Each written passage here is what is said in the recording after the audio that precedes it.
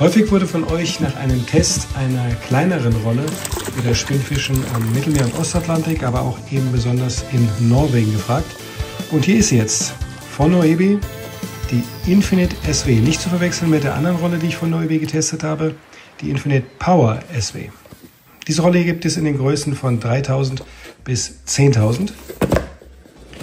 Das Besondere ist, man kann direkt eine zweite Spule dazu bestellen.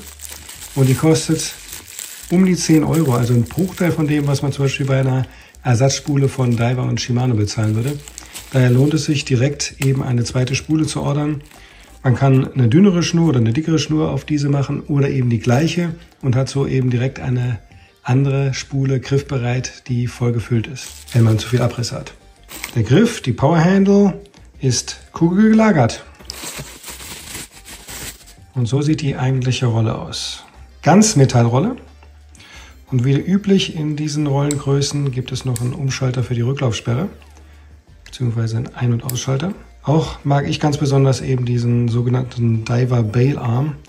Der sieht eben ein bisschen edler aus und man bildet sich ein, er ist eben auch robuster.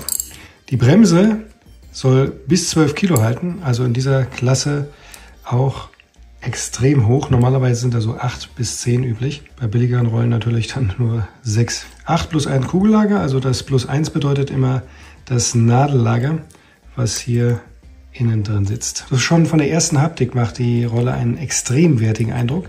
Wie gesagt, Vollmetall, alles komplett, Salzwasserrolle, aber sie ist natürlich nicht wasserdicht. Die wenigsten Rollen, die als Salzwasserrollen bezeichnet werden, sind aber tatsächlich wasserdicht. Ja, das Look and Feel ist schon mal wirklich sehr hochwertig. Man hat echt das Gefühl einer wesentlich teuren Rolle. Also es ist keine Rolle, die einen 100-Euro-Eindruck vermittelt. Die Rolle hier ist was Feineres, was Edleres. Das merkt man direkt. Man kann sie nicht wirklich so direkt vergleichen, aber dazu komme ich gleich. In der Packung mitgeliefert ist halt die Bauteilbezeichnung für eventuelle Ersatzteile nachzuordern. Könnte es sogar sein, dass diesmal das Schnurfangröhrchen kugelgelagert ist. Und dabei sind auch Unterlegscheiben, um den Schnurverlauf bzw. die Schnurverlegung zu steuern. Die Übersetzung dieser Rolle ist allerdings in Anführungszeichen nur 5,2:1. Für das Spinnfischen in wärmeren Gewässern hätte ich gerne mehr, aber für Norwegen, selbst auf Highspeed-Räuber sogenannte wie eben Seelachs, vollkommen ausreichend. So, ich fette die Rolle wie gehabt ein bisschen nach an allen Teilen. Schnurfangbügel, innen im Gehäuse. Empfehle ich immer dringend, eigentlich bei jeder Rolle, auch bei namhaften Marken. Da ist eigentlich immer zu wenig dran und wenn nicht, dann zu viel kann man eben doch nicht dran machen. Ja, und beim Fetten des Schnurlaufröhrchens fällt mir dann tatsächlich auf, hier ist ein richtiges Kugellager drin. Diese anklappbaren Rollengriffe, die mochte ich eigentlich nicht. Ganz einfach deswegen, weil für mich machte es den Eindruck, dass es eben wertiger ist und stabiler ist, wenn hier kein Klappgelenk ist. Allerdings bin ich nicht mehr so sicher, ob das wirklich der Fall ist oder ob man sich das eben einbildet und es so vermarktet wird und letztendlich der Hersteller sich dadurch eben Arbeit und Geld spart, indem er das Ganze aus einem Stück fertigt. Im Urlaub habe ich aber gemerkt, dass es extrem unpraktisch ist, denn wenn man mehrere Routen in einem Futteral transportiert und hat dann diese abstehenden Griffe, funktioniert das meistens nicht in einem Camper.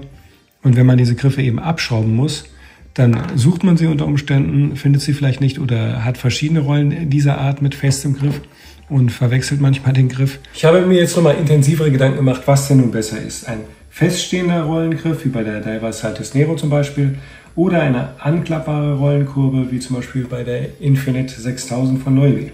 Klar, auf den ersten Moment wirkt diese feststehende Kurbel wesentlich robuster. Ein Innengewinde, ein großes, eine vermeintlich große Schraube. Aber diese vermeintlich große Schraube geht auf eine ziemlich kleine, dünne Achse. Und hier haben wir praktisch das Gegenteil. Hier haben wir die Schraube, die im Prinzip aber die gleiche Dicke hat wie hier die Achse. Das heißt, es macht kräftemäßig von der Kraftübertragung her keinen Unterschied. Was der Unterschied definitiv dann eben ist, diese Rolle ist unpraktisch, wirkt stabiler, ist es nicht. Und dieser Rollengriff ist einfach praktischer. Dass es wirklich so ist, nämlich dass es kräftemäßig keinen Unterschied macht, habe ich bei der Penn Spinfisher festgestellt. Das ist keine Spinnrolle, auch wenn sie sich so anhört. Die ist wunderbar zum Grundfischen Und damit haben wir schon richtig fette Rochen über einen Zentner schwer auf Gran Canaria gefangen. Und die hat eine anklappbare Rollenkurbel. Das ist echt Strom da auf den Makrelen, unglaublich.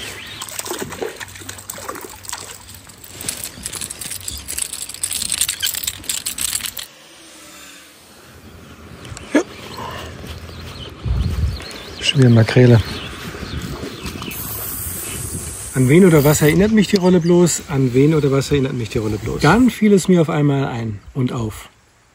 Das hier ist tatsächlich ein Shimano Stradic SW Lookalike. Und zwar das Shimano Stradic SW Modell von 2024.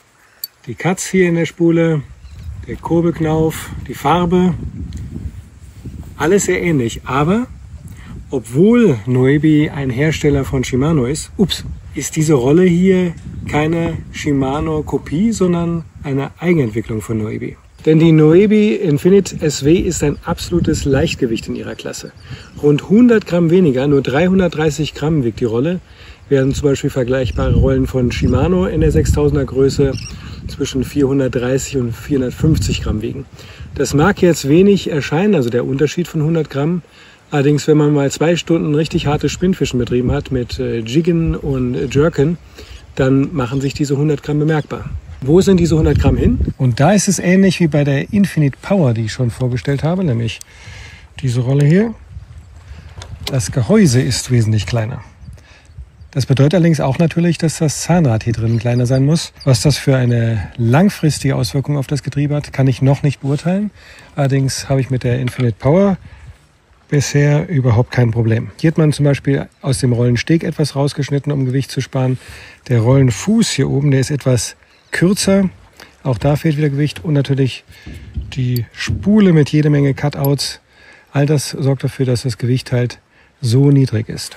Ansonsten lässt sich die Noebi Infinite SW aber absolut mit der Shimano Stradic SW vergleichen. Die Laufruhe, die Stabilität, die Passung, es wirkt richtig tight, wie halt bei einer edlen Rolle.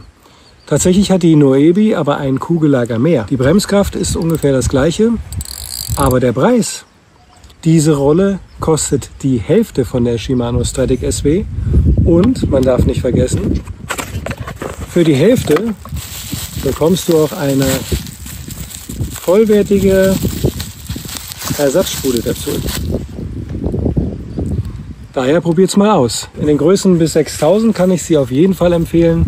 Auch für die Kanaren, auch für das Mittelmeer. Wer größere Rollen fischen möchte, der nimmt besser die Noebi Infinite Power, da sie eine höhere Übersetzung hat, also die Größen 8000 bis 10.000. Den Link zu dieser empfehlenswerten Salzwasserspinnrolle findet ihr wie immer in der Beschreibung unter dem Video. Bis zum nächsten Video.